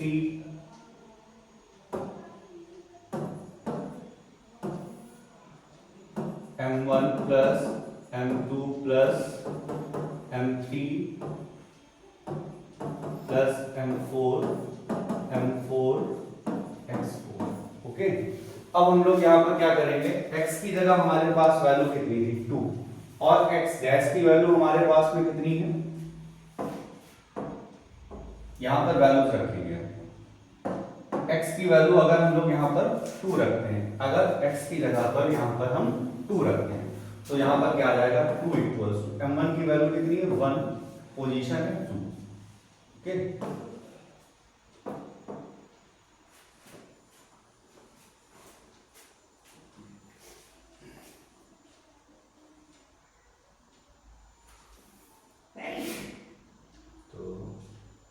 यहां पर वैल्यू रखी 1 into 2 plus 2 into 2 plus 3 into, थोड़ा कल। तो हम लोग चलते हैं इस क्वेश्चन पे, यहां पर सेम फॉर्मूला लगेगा और सेम फॉर्मूले में हमारे पास x की वैल्यू है m1 x1 plus m2 x2 plus m3 x3 plus mn xn upon m1 plus m2 plus m3 plus mn। Okay, अब हम लोग आगे की तरफ जब चलेंगे तो हम लोग देखेंगे कि मास तो इस बार सबका सेम दिया गया, इसमें है a प्लस m, यहां पर है a r plus m3 a r square plus m n a r to the power n, नीचे m plus m plus m plus m, ये n टाइम्स। तो ऊपर अगर हम लोग m कॉमन लेते हैं, यहां पर बचता है a plus a r plus a r square plus a r to the power n, नीचे हमारे पास में आ जाता है m को अगर n टाइम जोड़ेंगे तो mn आ जाएगा। अब a की ये हमारे यहाँ पर देखा जाए तो gp है, अब इस gp में n टर्म्स का जो फॉर्मूला होता है, तो n टर्म्स में सम का फॉर्मूला होता है sn equals to a r to the power n minus 1 upon r minus 1, और नीचे हमारे पास में है n, तो कुल मिला के हमारे पास में बना a r to the power n minus 1 upon n r minus 1 if r is greater than 1। अगर हमारा r स्मॉलर देन 1 होता तो यही फॉर्मूला हमारे पास में बन जाता 1 minus r power n upon n 1 minus r। Okay, तो ये हमारे पास में यहाँ जीपी है। जीपी, अब जो बायो वाले स्टूडेंट्स हैं वो लोग इस चीज को समझे, जैसे क्लास 10 में हमने पढ़ा था कि एक पर्टिकुलर नंबर हमारा प्लस या माइनस होता जाता है तो हम लोग उसको अरिथमेटिक प्रोग्रेशन कहते हैं, और एक पर्टिकुलर नंबर अगर हमारा वहां पर मल्टीप्लाई या डिवाइड होता चला जाता है तो उसको हम जीपी कहते हैं। तो जीपी में जो सम का फॉर्मूला होता है वो ये होता है a r to the power n minus 1 upon r minus 1, अगर r 1 से ग्रेटर है, अगर r 1 से स्मॉलर होगा तो 1 minus r to the power n 1 minus r कर देंगे। ओके, तो हम लोग चलते हैं अगले क्वेश्चन पे। जब अगले क्वेश्चन पे देखेंगे तो हम लोग चलते हैं इस क्वेश्चन पे, काफी इंपॉर्टेंट क्वेश्चन है, आप वीडियो को लास्ट तक देखिएगा, आपको ऐसे ही बेहतरीन क्वेश्चन यहाँ पर मिलते रहेंगे। यहाँ पर क्या है कि एक बैलून है, बैलून में एक रोप है जिसकी लेंथ l है, नीचे एक मंकी है और वो मंकी नीचे से ऊपर की तरफ शिफ्ट हो रहा है। जब मंकी नीचे से ऊपर की तरफ शिफ्ट हो रहा है तो उसकी पोजीशन चेंज हो रही है, तो उसका सेंटर ऑफ मास शिफ्ट होगा। अच्छा, बैलून जो है वो बैलून वो नीचे की तरफ डिसेंड हो रहा है, उसका सेंटर ऑफ मास भी थोड़ा सा चेंज हो रहा है। इसका सेंटर ऑफ मास चेंज हो रहा है इसका सेंटर ऑफ मास चेंज हो रहा है, लेकिन पूरे सिस्टम का सेंटर ऑफ मास नहीं चेंज होगा क्योंकि कोई एक्सटर्नल फोर्स तो लग नहीं रहा। तो हमें ये बताना है कि बैलून का सेंटर ऑफ मास कितना नीचे की तरफ शिफ्ट हो गया। हमने लेट किया कि इसका सेंटर ऑफ मास नीचे की तरफ शिफ्ट हुआ बाय डेल्टा y2, इसका centre of mass delta y2 नीचे की तरफ शिफ्ट हो गया। तो मंकी का सेंटर ऑफ मास कितना ऊपर की तरफ शिफ्ट हुआ होगा, y1। तो delta y1 plus delta y2 equals to क्या होना चाहिए, 0 होना चाहिए। तो डेल्टा y1 की वैल्यू क्या हो जाएगी, माइनस डेल्टा, सॉरी यहां पर delta y1 plus delta y2 कितना होना चाहिए, लेंथ ऑफ रोप के इक्वल, क्योंकि इतनी इसने डिस्टेंस ट्रेवल की है। तो अब हम लोग आगे की तरफ देखते हैं। तो डेल्टा y1 की वैल्यू कितनी आएगी, डेल्टा y1 आ जाएगा L minus delta y2। Okay, delta y1 हमने निकाल लिया। अब डेल्टा y1 आने के बाद में अब हम लोग यहाँ पर सेंटर ऑफ मास निकालते हैं। तो डेल्टा y इक्वल्स टू, तो क्या हो जाएगा, small m delta y minus capital M delta y2 upon, minus क्यों लिया है, क्योंकि वो नीचे की तरफ डिसेंट हुआ है, वो रीजन के नीचे है, small m plus capital M। अब हमने क्या किया, delta y equals to m, y1 की value L minus delta y2 minus capital M y2 upon small m plus capital M। Okay, delta y कितना होना चाहिए, 0 होना चाहिए। तो सॉल्व करने पर कितना आया, m capital L minus small m delta y2 minus capital M y delta y2 upon small m plus capital M, 0 हो गया। सॉल्व करने पर हमारे पास में कितना आया, 0 equals to small m capital M minus common ले लिया, डेल्टा y2 क्या बना, small m plus capital M, transposition कर लिया, delta y equals to small m delta y into small m plus capital M equals to m। तो delta y equals to क्या होना चाहिए, ml upon small m plus capital M। ये formula आ गया। एक बार इस क्वेश्चन को हम लोग डिस्कस करते हैं। देखते हैं कि एक बैलून है जिसका मास है कैपिटल M, उसमें एक रोप है जिसकी लेंथ है कैपिटल L। रोप के बिल्कुल नीचे एक मंकी है जिसका मास है स्मॉल m। मंकी नीचे से ऊपर की तरफ चढ़ रहा है। तो मंकी का सेंटर ऑफ मास अगर हम एक पूरा कोऑर्डिनेट सिस्टम में देखें तो उसकी पोजीशन शिफ्ट हो रही है। तो बैलून की भी सेंटर ऑफ मास क्या होगा, बैलून का भी सेंटर ऑफ मास उस सिस्टम में चेंज हो रहा होगा। क्यों, क्योंकि अगर मंकी ऊपर की तरफ चढ़ रहा है, क्योंकि हमने आप लोगों को बताया कि सेंटर ऑफ मास, जैसे कि मान लो मूवमेंट हो रही है, तो जिधर पार्टिकल जाता है, जिधर पार्टिकल पहुंच रहा होता है, सेंटर ऑफ मास उधर की तरफ शिफ्ट होने लगता है। ओके, तो यानी कि बैलून का जो सेंटर ऑफ मास जो पहले सेंटर पे था, उधर की तरफ कोई पार्टिकल पहुंच रहा है तो उसका सेंटर ऑफ मास उसके सेंटर से दूर की तरफ, यानी कि नीचे की तरफ शिफ्ट होने लगेगा। हमने लेट किया कि इसका centre of mass delta y2 नीचे की तरफ शिफ्ट हो रहा है और इसका सेंटर ऑफ मास ऊपर की तरफ डेल्टा y1 की तरफ शिफ्ट हुआ। जब बिल्कुल एक कॉर्नर पे पहुंचा तो delta y1 plus delta y2 equals to L हुआ। डेल्टा y1 की वैल्यू हमने निकाल ली, सेंटर ऑफ मास का फार्मूला निकाला। फिर हमने डेल्टा y इक्वल्स टू 0 क्यों लिया, क्योंकि कोई एक्सटर्नल फोर्स नहीं लग रहा। जब कोई एक्सटर्नल फोर्स नहीं लग रहा तो प्रिंसिपल ऑफ मोमेंट्स के थ्रू हम लोग डेल्टा y इक्वल्स टू क्या ले लेंगे, 0 ले लेंगे। 0 रख के हमने कैलकुलेशन कर लिया और हमारा आंसर आ गया। ये बहुत अच्छा क्वेश्चन बन सकता है, आपका आईआईटी मेंस में क्वेश्चन आया हुआ है और इस तरीके के क्वेश्चन आपके पूछे जाते हैं। ठीक है, ऐसे बेहतरीन क्वेश्चन आपको मिलते रहेंगे आगे। चलते हैं नेक्स्ट क्वेश्चन पे। काफी अच्छा क्वेश्चन है कि एक बोट के बारे में बताया गया है। बोट का मास है कैपिटल M, स्टिल वाटर में है और बोट पर कोई पर्सन चल के जा रहा है आगे की तरफ। आपको पता है कि जैसे आपने खुद भी एक्सपीरियंस किया होगा, जैसे बोट में आप आगे की तरफ चलते हैं तो बोट दूसरी तरफ चल जाती है, पीछे की तरफ। तो यहाँ पर हमें देखना है कि अगर मैन वहां पर एंड डिस्टेंस आगे की तरफ बढ़ रहा है तो बोट पीछे की तरफ जो डिस्टेंस ट्रेवल करती होगी d2, उसका एक्सप्रेशन क्या है। तो हम लोग यहाँ पर देखेंगे कि इसमें आपको जैसा कि पता है कि सेंटर ऑफ मास का जो फार्मूला हम लोग x के टर्म्स में लेते हैं, वही फार्मूला हमारा वेलोसिटी के टर्म्स में भी होता है। यानी कि m1 v1 plus m2 v2 upon m1 plus m2 equals to क्या होना चाहिए, सेंटर ऑफ मास का चेंज इन पोजीशन कितना है यहाँ पर एक्सटर्नल फोर्स तो जीरो है, तो ये वैल्यू हो गई जीरो, यानी कि m1 और v1 की वैल्यू क्या लिख सकते हैं, dr/dt plus m2 dr/dt dr2/dt equal to zero. लेकिन आपको पता है कि मैन जा रहा है अगर राइट की तरफ तो बोट जा रही है लेफ्ट की तरफ, तो उसकी रिस्पेक्टिव पोजीशन हो गई निगेटिव में। तो फिर से हमने क्या किया, m1 इसने जो डिस्टेंस यहां पर ट्रेवल की, ये जो मैन है इसने जो भी डिस्टेंस यहां पर ट्रेवल की m, और यहां पर इसने डिस्टेंस ट्रेवल की है d2।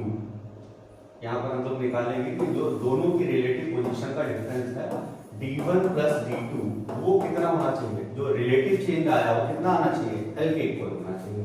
तो यहाँ पर हम लोग d1 यहाँ पर वैल्यू d1 की ले लेंगे तो कितनी हो जाएगी, l माइनस d2 हो जाएगा। अब इसको यहाँ पर सॉल्व करके देखते हैं। यहाँ पर ये dr1/dt को हम लोग डेल्टा x लिख सकते हैं, तो ये कितना हुआ, m delta x1 plus m2 minus delta x2 equals to zero, m1 delta x1 equals to m2 delta x2। यहां पर पूछा गया है कि बोट पीछे की तरफ कितना शिफ्ट होगी और वो पोजीशन यहां पर d2 कही गई है।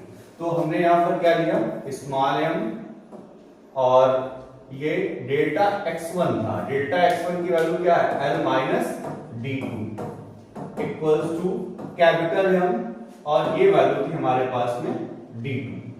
अब सॉल्व किया, small m capital L minus small m d2 equals to m d2, ml equals to capital M d2 plus small m d2।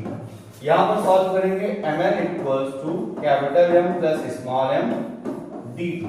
अब d2 की पोजीशन निकालें तो d2 इक्वल्स टू क्या आ जाएगा, ml upon capital M plus small m, ये d2 आ गया। एक बार फिर से चलते हैं, एक बोट पर कोई पर्सन है और वो पर्सन उस बोट पर रियल पोजीशन आगे की तरफ शिफ्ट होता है, तो बोट पीछे की तरफ शिफ्ट होती है d2 पोजीशन। तो वहां पर जो रिलेटिव डिस्प्लेसमेंट हुआ, जो रिलेटिव डिस्प्लेसमेंट है वो d2 हमने लेट किया मैन का, कि अगर बोट पीछे की तरफ जा रही है, मैंने यहां पर L जा रहा है, तो जो रिलेटिव डिफरेंस आया वो हमारा d2 आया, तो d1 प्लस d2 की वैल्यू L होनी चाहिए, d1 की वैल्यू L माइनस d2। अच्छा, ये पोजीशन है हमारी, जब वो मूव कर रहा होगा तो जो हम लोग सेंटर ऑफ मास में पोजीशन के लिए लगाते हैं वही वेलोसिटी में, लेकिन एक्सटर्नल फोर्स है नहीं तो कितना होगा, जीरो। तो यहाँ पर क्या हो जाएगा, v1 को हम लोग क्या लिख सकते हैं, dr/dt, जिसको हम लोग क्या कहते हैं, डेल्टा x1। अच्छा, पर्सन अगर राइट की तरफ जा रहा है तो बोट लेफ्ट की तरफ जाएगी, पर्सन अगर लेफ्ट की तरफ जाएगा तो बोट राइट की तरफ जाएगी, तो उनकी रिलेटिव पोजीशन अपोजिट है, इसलिए हम लोग क्या कर देंगे, प्लस के बजाय माइनस कर देंगे। इसको सॉल्व करते हुए चले जाएंगे, डेल्टा x1 और डेल्टा x2। तो m1 कितना था, यहाँ पर अगर हम लोग d1 लिखते हैं, यहाँ पर x1 को अगर हम लोग d1 ले लेते हैं और x2 को यहाँ पर हम लोग d2 ले लेते हैं, तो d2 यहाँ पर क्या है, d2 कौन मूव हुआ है, d2 मूव हुई है बोट, तो मास भी हमें बोट का रखना पड़ेगा, तो यानी कि m1 है, हमें उस पर्सन का मास रखना पड़ेगा। तो वैल्यू सॉल्व करते हुए चले जाओ और आपके d2 की वैल्यू यहाँ पर आ जाएगी। ये टफ क्वेश्चन था, ठीक है, देखने में टफ लगेगा, अगर आपने प्रैक्टिस नहीं की है तो पेपर में क्वेश्चन दिक्कत करेगा आपको। इस तरीके से आपके बहुत सारे क्वेश्चन। डियर स्टूडेंट्स, अगला क्वेश्चन है हमारे पास में, यहाँ पर हमारे पास में दो ऑब्जेक्ट है जिनका मास है 3 kg एंड 3 kg, वेलोसिटीज अलग दी गई है और हमको सेंटर ऑफ मास की वेलोसिटी निकालनी है। तो सेंटर ऑफ मास की वेलोसिटी, जैसे हम लोग सेंटर ऑफ मास का फॉर्मूला देखते हैं वैसे हम लोग सेंटर ऑफ मास की वेलोसिटी का फॉर्मूला देखेंगे। तो vector v equals to m1 v1 plus m2 v2 upon m1 plus m2। Okay, तो m1 की वैल्यू कितनी थी 3, v1 की वैल्यू कितनी है 2i plus 3j plus m2 3 और 4i माइनस 6j। अब नीचे हो गया 3 प्लस 3। ओके, ऊपर अगर हमारा 3 कॉमन ले लें तो नीचे हो गया 6, तो ऊपर हो गया 2i plus 3j plus 4i minus 6j। और अगर इनको हम लोग आगे कैलकुलेट करते हैं तो हमारे पास में v इक्वल्स टू आ जाएगा 1/2 6i माइनस 3j। ये हमारे पास में वेलोसिटी का फॉर्मूला आ गया। ये वेलोसिटी किसकी है? ये वेलोसिटी सेंटर ऑफ मास की वेलोसिटी आ गई हमारे पास। अब हमसे पूछा गया कि मोमेंटम क्या होगा, तो वेलोसिटी तो आ गई। अब दोनों ऑब्जेक्ट का कंबाइंड मास कितना है? m, 3 and 3 6, तो कैपिटल M की वैल्यू हो गई 6 kg। तो मोमेंटम ऑफ सेंटर ऑफ मास कितना हो जाएगा? Capital M into velocity of centre of मास। तो 6 into 1/2 6i minus 3j। Solve करने पर हमारे पास आंसर आ जाएगा 6i minus 3j means 18i minus 9j। Okay, ये हमारे पास में सेंटर यहां पर मोमेंटम आ गया। अब मोमेंटम की वैल्यू निकालने के बाद में उन्होंने ये कहा है कि फोर्स हमें दिया गया है, पोजीशन पूछी गई है, तो अब हमें एक्सेलरेशन निकालना पड़ेगा। यहां तक अभी आपको कोई प्रॉब्लम है? सबसे पहले हमें सेंटर ऑफ मास की वेलोसिटी निकालनी थी, तो vc equals to m1 v1 plus m2 v2 upon m1 plus m2। हमने वहां पर वैल्यूज पुट अप की। m की वैल्यू भी m1 की वैल्यू 3 थी, m2 की वैल्यू भी 3 थी और v1 और v2 हमको यहां पर दिए गए थे। यहां पर हमने सॉल्व किया, फॉर्मूला लगाया, वैल्यू रखी और हमारा सेंटर ऑफ मास की वेलोसिटी आ गई। उसके बाद सेंटर ऑफ मास का मोमेंटम निकालना था, तो हमने टोटल मास निकाला। टोटल मास हो गया 6 kg। जब हमारा 6 kg आया तो टोटल मोमेंटम क्या हो गया? m into vc। अब हमने सॉल्व कर लिया, 6 से मल्टीप्लाई कर लिया सेंटर ऑफ मास में, तो सॉल्व करने पर हमारे पास ये फॉर्मूला आ गया। इसके बाद में हम लोग आगे क्या करेंगे? इसके बाद हमें आगे निकालना है पोजीशन। तो पोजीशन के लिए क्या करेंगे देखते हैं।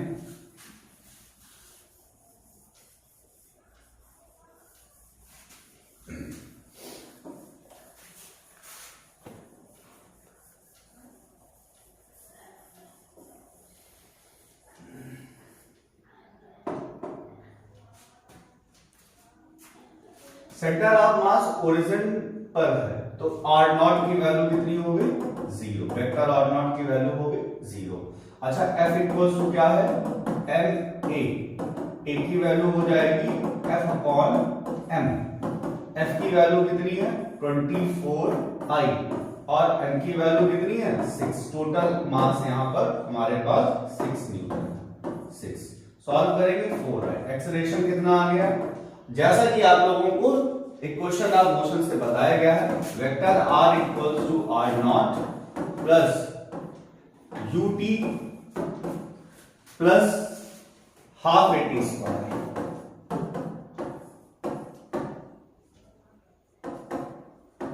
तो हमने ये सारी वैल्यूज को पुटअप किया है।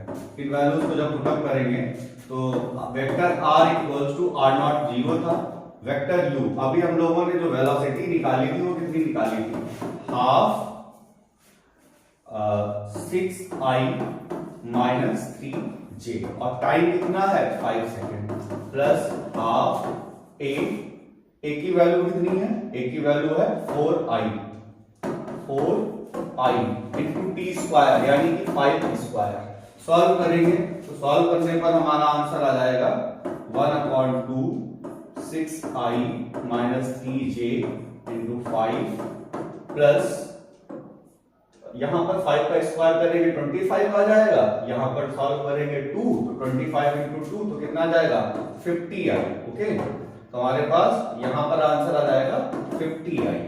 सॉल्व करने पर आगे देखेंगे, यहां पर 3 5 15, यहां पर आ जाएगा 15i और यहां पर आ जाएगा 15/2 j प्लस 50i। अब इसको आगे कैलकुलेट करेंगे तो हमारे पास आंसर आ जाएगा 60i माइनस 15/2 j। इस तरीके से हमने क्या क्या पता कर लिया है? सबसे पहले हमने वेलोसिटी ऑफ सेंटर ऑफ मास पता किया, फिर हमने मोमेंटम ऑफ सेंटर ऑफ मास पता किया, फिर हमने एक्सेलरेशन पता किया, एक्सेलरेशन के बाद में हमने यहाँ पर 5 सेकंड के बाद इसकी पोजीशन निकाली है। फिर से एक बार पूरा क्वेश्चन देखेंगे। जैसा कि हमारे पास सेंटर ऑफ मास का फॉर्मूला होता है C इक्वल्स टू या delta x equals to m1 x1 plus m2 x2 upon m1 plus m2। उसी तरीके से सेंटर ऑफ मास की वेलोसिटी का फॉर्मूला होता है vc equals to m1 v1 plus m2 v2 upon m1 plus m2।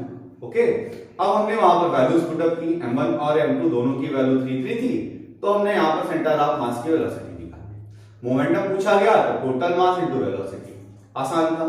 उसके बाद में क्या था, एक्सेलरेशन निकालना था, f इक्वल्स टू ma था, a equals to f upon m आ जाएगा, निकाल लिया। और t इक्वल्स टू 0 पर ऑब्जेक्ट की पोजीशन ओरिजिन पे थी, यानी कि r0 की वैल्यू हो गई 0 और इक्वेशन लगा के हमने इसको सॉल्व कर लिया। ठीक है, तो बच्चों आगे के जो क्वेश्चंस हैं वो 4-5 क्वेश्चन एक तरीके से हैं, बहुत इंपॉर्टेंट कॉन्सेप्ट है क्लास 11 का, नीट का, IIT मेंस का, यहां से क्वेश्चन आपका बनता है। तो सेंटर ऑफ मास में पूछा जाता है कि एक बॉडी है, उस बॉडी से एक पार्ट को निकाल लिया जाता है, तो निकालने के बाद में सेंटर ऑफ मास पे नई बॉडी का जो बचा हुआ पार्ट है उसका सेंटर ऑफ मास कहां पे होगा, कितना शिफ्ट होगा। तो जैसे कि हमने ले लिया कि हमारे पास में डिस्क है, थोड़ी रहती है, जरूरी नहीं वहां पर एक डिस्क ही हो, कई सारे क्वेश्चन हम लोग आगे करेंगे, ट्रायंगल से डिस्क को निकालेंगे या स्क्वायर से ट्रायंगल को निकालेंगे या स्क्वायर से सर्किल को निकालेंगे या सर्किल से स्क्वायर को निकालेंगे, कुछ भी हो सकता है। तो यहां पर एक बॉडी थी, इसका सेंटर ऑफ मास था C, ठीक है, और यहीं पर से एक दूसरी बॉडी जिसका सेंटर ऑफ मास है C डैश, हमने रिमूव कर ली। तो रिमूव करने पर इसका सेंटर ऑफ मास कहां पर शिफ्ट हो जाएगा, ये हमको निकालना है। तो नई बॉडी का जो सेंटर ऑफ मास है वो कहां पर हो जाएगा, इसको कैसे निकालेंगे। हमने लेट किया इसका नई बॉडी का सेंटर ऑफ मास हो गया C1 पे, और पहले इसका जो सेंटर ऑफ मास था वो था ओरिजिन पे। अब इससे जो डिस्टेंस है वो d ले ली, तो इसका जो शिफ्टिंग हुआ है वो हो गया है x। ठीक है, कि हमारी बॉडी का सेंटर ऑफ मास कितना शिफ्ट हो गया, x शिफ्ट हो गया। और पहली वाली बॉडी के सेंटर से दूसरी वाली बॉडी का सेंटर ऑफ मास कितनी डिस्टेंस पे था, ये हमने यहां पर देखा। तो जैसा कि हमें फॉर्मूला पता है कि डेल्टा x इक्वल्स टू क्या होता है, m1 x1 plus m2 x2 upon m1 plus m2। ठीक है, अब देखो क्वेश्चन में तो तुमसे कहा गया है कि एक बॉडी से दूसरी बॉडी को निकाला गया है और उसका सेंटर ऑफ मास बची हुई बॉडी का पता करो कहां पर है। हम लोग इसका उल्टा लेते हैं, हम ये कहते हैं कि पुरानी वाली का सेंटर, जो बची हुई बॉडी है, इसका सेंटर ऑफ मास हमको पता है, दूसरी वाली बॉडी को रखने पर उसका सेंटर ऑफ मास भी पता है, और दोनों को जब फिट करेंगे तो क्या बनेगा, ओरिजिनल बॉडी, जिसका सेंटर ऑफ मास कहां पे था, ओरिजिन पे। हमारी बात समझ में आई। हमसे ये कहा गया है कि एक बॉडी से एक पोर्शन को निकाल के अलग कर दिया गया, तो उसका सेंटर ऑफ मास शिफ्ट हो गया। हमने कंसीडर किया कि उसका जो ओरिजिनल सेंटर ऑफ मास था वो ओरिजिन पे था, तो अगर हम बची हुई बॉडी में निकाली हुई बॉडी को मिला दें तो हमारा सेंटर ऑफ मास कहां हो जाएगा, फिर से वहीं पर हो जाएगा जहां पर पहले था, मींस ओरिजिन। तो लेट किया कि इसका जो मास है वो है कैपिटल M और इसका मास है हमारे पास में स्मॉल m। ओके, तो अब हमने यहां पर क्या कर लिया, ये ओरिजिन ले लिया।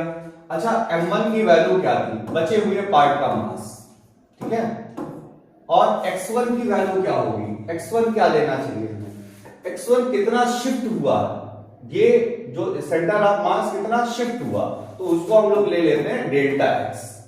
और ये डेल्टा x किधर लेंगे, माइनस में क्यों लेना चाहिए बच्चों, क्योंकि अगर हमने राइट डायरेक्शन में बॉडी को निकाला है तो इसका सेंटर ऑफ मास कहां शिफ्ट हो जाएगा, लेफ्ट में। अगर लेफ्ट से निकालेंगे तो सेंटर ऑफ मास कहां शिफ्ट हो जाएगा, राइट में। नीचे से निकालेंगे सेंटर ऑफ मास कहां शिफ्ट हो जाएगा, ऊपर से निकालेंगे सेंटर ऑफ मास कहां हो जाएगा, नीचे। तो इस तरीके से, और m2 यानी कि बची हुई बॉडी, इसका सेंटर ऑफ मास कहां पे है, तो लेट कर लिया कि जो इसका सेंटर ऑफ मास है वो हमने कितनी डिस्टेंस पे निकाला है, जो पुरानी वाली बॉडी से नई वाली बॉडी का सेंटर ऑफ मास था वो कहां पे था, वो दोनों के बीच में डिस्टेंस कितनी थी, d अपॉन, यहां पर हमने ले लिया दोनों बॉडीज का कंबाइंड मास, जो कि था कैपिटल एम। सॉल्व करने पर क्या हुआ, minus capital M small M delta x equals to M D. तो delta x equals to M D upon,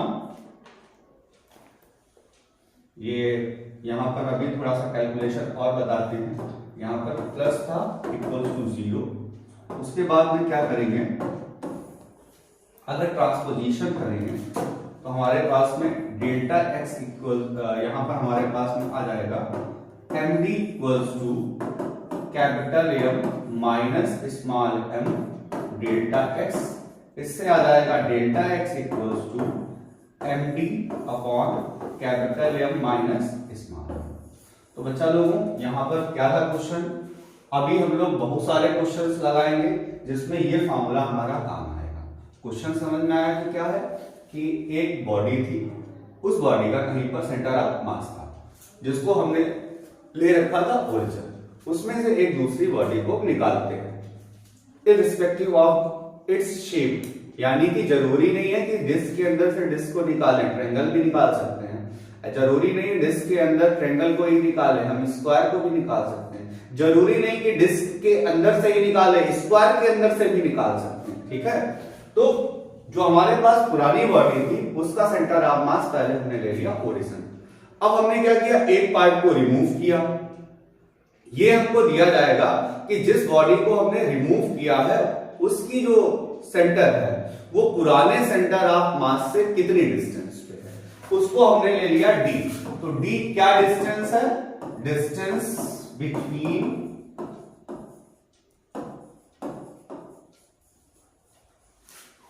centre of mass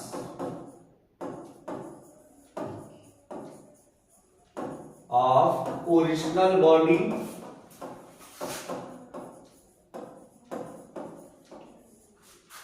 and body to be removed। ये बात याद रखेंगे कि ओरिजिनल बॉडी जो है निकालने से पहले उसका जो भी सेंटर था उसको ओरिजिन कंसीडर कर लेना है। अब डेल्टा एक्स हमारे पास में क्या है, shifting of centre of mass.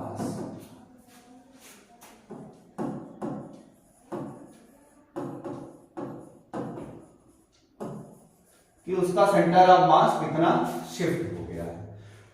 M क्या है, टोटल मास। स्मॉल एम क्या है, mass of body to be removed. Okay, तो इस तरीके से हमने डेल्टा एक्स इक्वल्स टू निकाला। तो delta x equals to m1 x1 plus m2 x2 upon m1 plus m2 आया। डेल्टा एक्स की जगह पे 0 रखा, m1 यानी कि बची हुई बॉडी, तो m1 की वैल्यू क्या होनी चाहिए, m1 होना चाहिए capital M minus small m। Okay, तो उसकी पोजीशन क्या है, जितना शिफ्ट हुआ होगा उसका सेंटर ऑफ मास पहले ओरिजिन पे था। डेल्टा एक्स अगर शिफ्ट हो गया तो नया कहां पे पहुंचा, डेल्टा एक्स पे पहुंचा। बॉडी हमने राइट से रिमूव की है तो डेल्टा एक्स हमारा किधर हो गया, लेफ्ट में, यानी कि माइनस का delta x. Okay, plus m, और दूसरी वाली बॉडी का सेंटर ऑफ मास कहां पे था, d डिस्टेंस पे, यानी कि दूसरी वाली बॉडी का कोऑर्डिनेट क्या हो गया, d हो गया। इस बात को ध्यान रखें, अगर ना आए तो बार बार इस वीडियो को देखें, समझने की कोशिश करें। फिर भी ना समझ में आए तो हमारे कमेंट बॉक्स में आप लिख के बताएं, क्योंकि ये मेजर कॉन्सेप्ट है जो आपका नीट के एग्जाम में आता है। अगर क्लास 11 में आपके स्कूल में पेपर टफ बनना है तब भी ये क्वेश्चन आ सकता है, और आईआईटी के प्री एग्जाम्स में जो आईआईटी मेंस का एग्जाम होता है उसमें भी आता है। एडवांस में तो हम नहीं कहेंगे, लेकिन हाँ मेंस एग्जाम में ऐसे क्वेश्चंस आपके फंसते हैं। ओके, तो 0 लिया था, टोटल मास हमने कैपिटल एम कैंसिल हुआ। अब डेल्टा एक्स की वैल्यू आ गई, यानी कि शिफ्टिंग आ गई कि हमारा सेंटर ऑफ मास शिफ्ट होके यहां पे जाएगा। तो सेंटर ऑफ मास की शिफ्टिंग का फॉर्मूला क्या है, mass of removed body into distance upon mass of removed, mass of remained body. Okay, ये एक छोटा सा फॉर्मूला है, delta x equals to md upon capital M minus small m। Okay, अब इस फॉर्मूले पर हमारे कई सारे क्वेश्चंस बनेंगे, उन क्वेश्चंस को हम लोग यहां पर देखेंगे। ये देखो, ये क्वेश्चन हमारा एक मिला, एक सर्कुलर पोर्शन था एक जिसकी रेडियस है स्मॉल आर, एक यूनिफॉर्म सर्कुलर प्लेट है जिसकी रेडियस है कैपिटल आर, उसको वहां से निकाला जाता है तो क्या फर्क पड़ता है।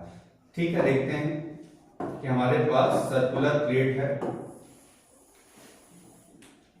और इसकी रेडियस दी गई है कैपिटल आर। ओके, इसमें एक दूसरी डिस्क वो कहीं से भी रिमूव की गई, हमें उसका पोजीशन नहीं दिया गया है, हमने लेट कर लिया कि उसकी जो पोजीशन है वो यहां पे है। हमारा पहले सेंटर ये था, कहां पे कंसीडर करेंगे इसको, ओरिजिन पे। ठीक है, इसका जो सेंटर ऑफ मास है वो हमने ले लिया यहां पर C1 पे। हमने लेट कर लिया कि जो इसका सेंटर ऑफ मास शिफ्ट हुआ है वो यहां से यहां तक की जो डिस्टेंस है वो स्मॉल d डिस्टेंस है। ओके, यहां पर ये जो डिस्टेंस ली है हमने वो कितनी ली है, d डिस्टेंस ली है।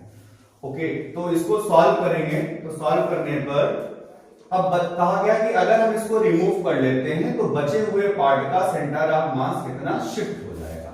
ओके, यहां पर ये जो d आपको दिया गया है, ये d आपकी डिस्टेंस दी गई है कि d डिस्टेंस से हमने इसको निकाला है। ठीक है, तो इसको कैसे सॉल्व करेंगे, तो फॉर्मूला था हमारा delta x equals to small m into D upon capital M minus small m। अच्छा, मास का फॉर्मूला क्या होता है, मास का फॉर्मूला होता है density into volume, density into volume. Volume का फॉर्मूला क्या होता है, एरिया, छोटे वाले पार्ट का एरिया क्या हो जाएगा, पाई आर स्क्वायर इंटू थिकनेस ले ली हमने, h ले ली थोड़ी देर के लिए, h यहां पर हमारी थिकनेस हो गई। Okay, into D. ऐसे यहां पर भी सॉल्व करेंगे, कैपिटल M यानी कि डेंसिटी इंटू वॉल्यूम, वॉल्यूम का फॉर्मूला क्या हो जाएगा, पाई आर स्क्वायर और इसकी थिकनेस कितनी है h, minus small m rho into pi r square और थिकनेस कितनी है h। सारी वैल्यूज हमें पता है, डेल्टा x इक्वल्स टू, तो डेल्टा x का फॉर्मूला क्या हो जाएगा, क्या कॉमन मिल रहा है हमें, रो पाई और h, रो पाई h कॉमन मिल गया, अंदर क्या बचा डी आर स्क्वायर। यहां पर अगर हम लोग कॉमन लेते हैं रो पाई h, अंदर क्या मिल गया r square minus r square, cancel कर दिया तो डेल्टा x की वैल्यू कितनी आ गई, d r square upon r square minus r. ये हमारा फॉर्मूला आ गया जो हमसे पूछा गया। बच्चों साथ में ही एक क्वेश्चन और देखते हैं। मान लो कि अगर हमारे पास में ये डिस्क थी जिसका सेंटर था और इसी में एक दूसरी डिस्क निकालते हैं जिसका सेम सेंटर है, तो इसके सेंटर ऑफ मास में शिफ्टिंग क्या आएगी, पहली डिस्क और दूसरी डिस्क में क्या डिस्टेंस में शिफ्टिंग रही, क्या डिफरेंसेस रहे कि वहां पर उसका सेंटर ऑफ मास कितना शिफ्ट हो गया, ऐसा हमसे पूछा गया। क्वेश्चन एक बार फिर से देखेंगे कि हमारे पास में एक डिस्क है और उस डिस्क का जो सेंटर था उसी के सेंटर से, मतलब दोनों का सेंटर अगर सेम है, उसको रिमूव कर लिया गया तो बचे हुए पार्ट का सेंटर ऑफ मास कितना शिफ्ट हुआ। तो बच्चों अब ये बताओ कि पहली वाली बॉडी का सेंटर ऑफ मास कितना था C, दूसरी वाली बॉडी का सेंटर ऑफ मास जिसको रिमूव किया गया कितना है C, तो दोनों के बीच में डिस्टेंस कितना है D, 0।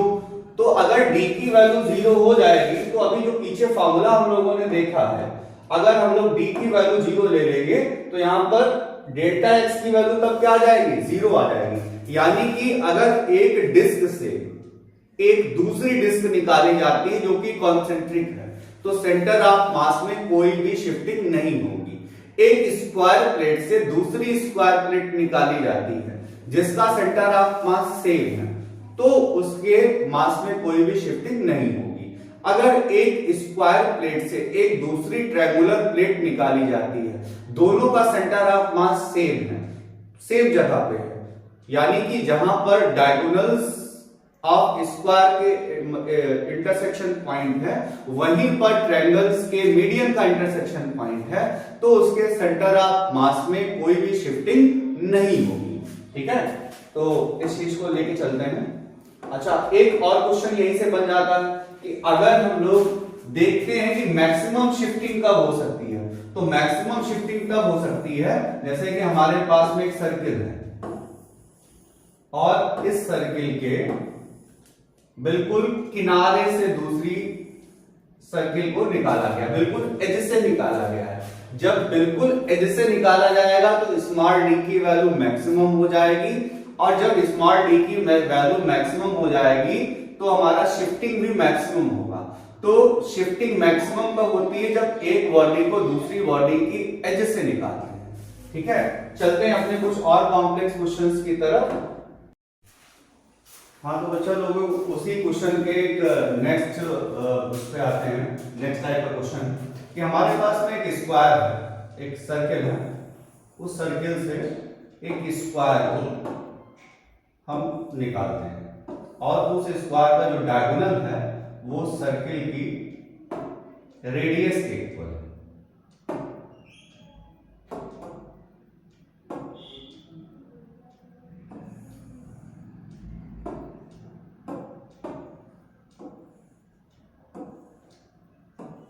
ओके, अच्छा इसका सेंटर ऑफ मास होगा यहाँ पर, इसका सेंटर ऑफ मास है यहाँ पे। ठीक है, तो हमारे पास में डी की वैल्यू क्या होनी चाहिए? इसके लिए हम लोग क्या करेंगे, स्क्वायर का जो डायगोनल है वो स्क्वायर की साइड अगर हम लोग a कंसीडर कर लेते हैं तो स्क्वायर का डायगोनल हो जाता है हमारा a√2, उसकी वैल्यू किसके बराबर है? r के इक्वल।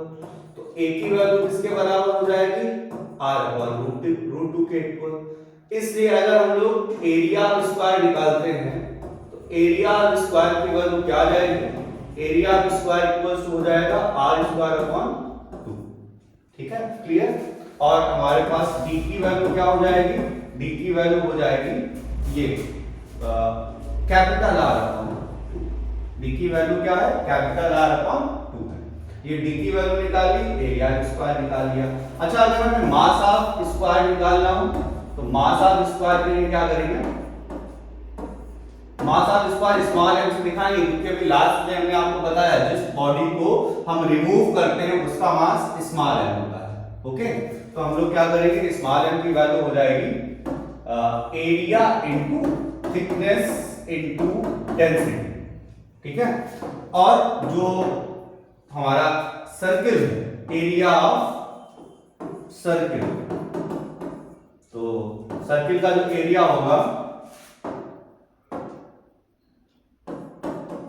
सर्किल का एरिया जो होगा हमारे पास में, इसका पाई कैपिटल R स्क्वायर। तो मास कितना होगा? Area into thickness into density. तो ये मास था, कैपिटल है।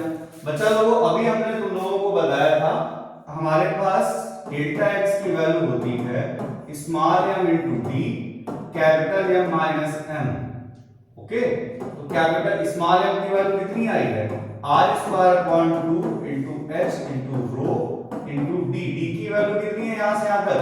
r/2 अपॉन कैपिटल M कितना है? पाई r² h into rho minus small m की वैल्यू कितनी है? r²/2 h रो। जो चीजें हम कॉमन निकाल सकते हैं उनको कॉमन निकाल लेते हैं। तो क्या क्या कॉमन है हमारे पास? ऊपर है r²/2 h, r²/4 h रो, और ये r अलग कर दिया हमने। यहां पर हमारे पास क्या कॉमन है? r², और अगर हम r²/2 कॉमन लेते हैं, रो कॉमन लेते हैं, h कॉमन लेते हैं, तो यहां पर बच जाएगा हमारे पास में 2 पाई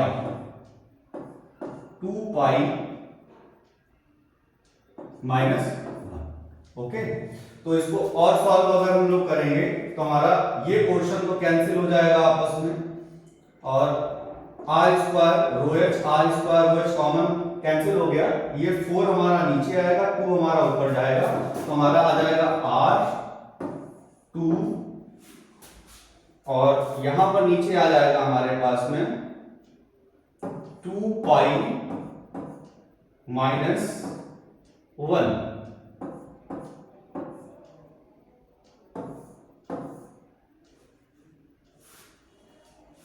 ओके,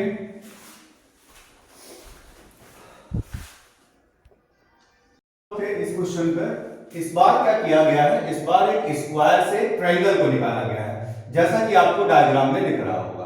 तो हम लोग फिर से देखते हैं, एरिया ऑफ स्क्वायर निकालेंगे। तो एरिया ऑफ स्क्वायर का फॉर्मूला क्या होगा, area of square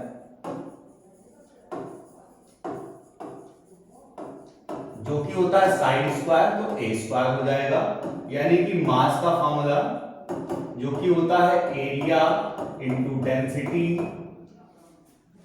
into thickness. तो एरिया है ए स्क्वायर, डेंसिटी है रो और थिकनेस है एच। मास आ गया, तो ये मास हमारा कैपिटल एम है, स्मॉल एम जो कि ट्रायंगल का मास है।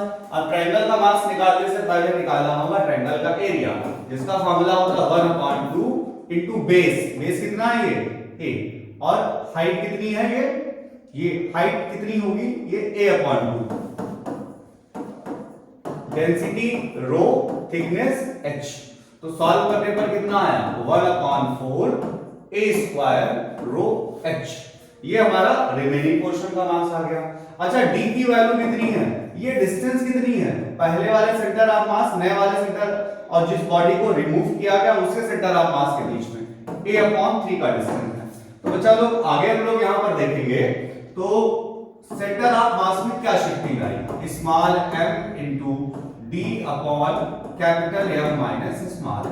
तो सॉल्व करने पर ये आ गया 1/4 a square rho into h upon, इसको सॉल्व करेंगे तो आ जाएगा a square rho h minus 1/4 a square rho h। तो सॉल्व करने पर यहां पर कितना आ जाएगा a स्क्वायर रो h, अगर हम लोग कॉमन ले लेते हैं ऊपर बचेगा 1/4, डिस्टेंस कितनी थी a/3 इंटू a/3 अपॉन में अगर a square rho h common ले लेते हैं तो बचेगा 1 माइनस 1/4, ये कैंसिल हो गया। कितना आया a/12, यहां कितना आया 3/4। तो सॉल्व करने पर कितना आ गया a/9, जो कि आपका डिजायरेबल आंसर है। ओके, अच्छा देखते हैं लास्ट क्वेश्चन जो था हमारा, इससे पहले जो हम लोग लगा रहे थे उस क्वेश्चन को जब हम लोगों ने सॉल्व किया था, तो इस क्वेश्चन में भी हमने आपको बताया कि यहां पर क्या था, हमारा आंसर आया था r2π-1, और जबकि क्वेश्चन में ये दिया गया वो गलत है आंसर। कैलकुलेशन हमारी सही है, इसी तरीके से हम लोग आगे की तरफ जाएंगे। कोई डाउट नहीं होना चाहिए, हर क्वेश्चन को एक ही तरीके से लगा रहे हैं, एक फॉर्मूला डिराइव किया, उस फॉर्मूले को पहले समझाया, उसके बाद जितने भी क्वेश्चंस हमारे बन रहे हैं वो उसी फॉर्मूले से रिलेटेड हैं, तो कंफ्यूज होने वाली बात नहीं है यहाँ पर। आगे हम लोग देखते हैं, तो इस बार हमारे पास में क्या है, एक स्क्वायर शीट है जिसका साइड है 2l, ओके, और उससे एक क्वाड्रेंट को हम लोग निकाल लेते हैं, तो कितना मास आएगा। अच्छा अगर हम लोग टोटल मास ले लेते हैं, टोटल मास अगर हम लोग ले लेते हैं m, तो mass of portion removed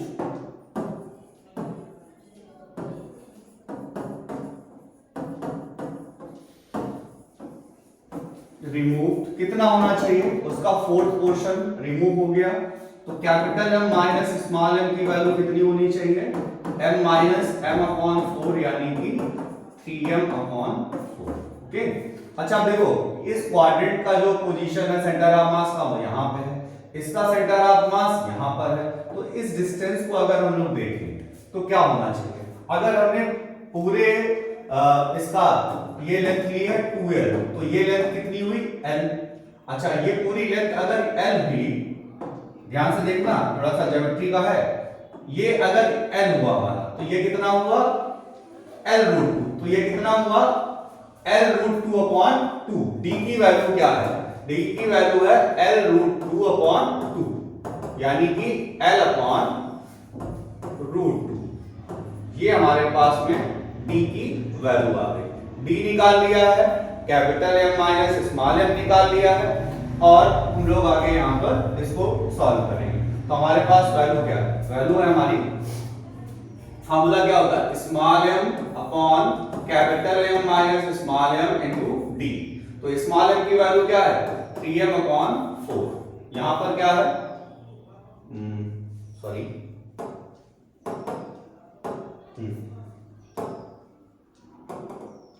small m की वैल्यू है m/4, capital M minus small m की वैल्यू है 3m/4 और d की वैल्यू कितनी है L/√2।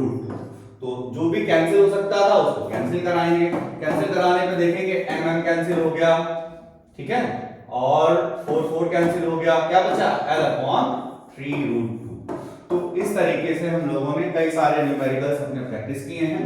और ये जो लास्ट के क्वेश्चंस हैं ये काफी इंपॉर्टेंट क्वेश्चंस हैं, जैसा कि हम आपको बार बार बता रहे हैं, नीट में भी क्वेश्चंस आ सकते हैं, ये क्वेश्चन आपके IIT मेंस में आ सकते हैं, और स्कूल में अगर आपका पेपर टफ बनता है, अगर आपको सेंटर ऑफ मास की ज्यादा से ज्यादा प्रैक्टिस करनी है तो ये क्वेश्चंस आपके लिए इंपॉर्टेंट है। और ये रिमूव करने वाला जो सेक्शन हमने आपको बताया ये बहुत इंपॉर्टेंट सेक्शन है। एक सिंपल से फॉर्मूले पे क्वेश्चंस लग रहे हैं। आप इस वीडियो को कंप्लीट देखें, अपने दोस्तों के साथ शेयर करें। Thank you.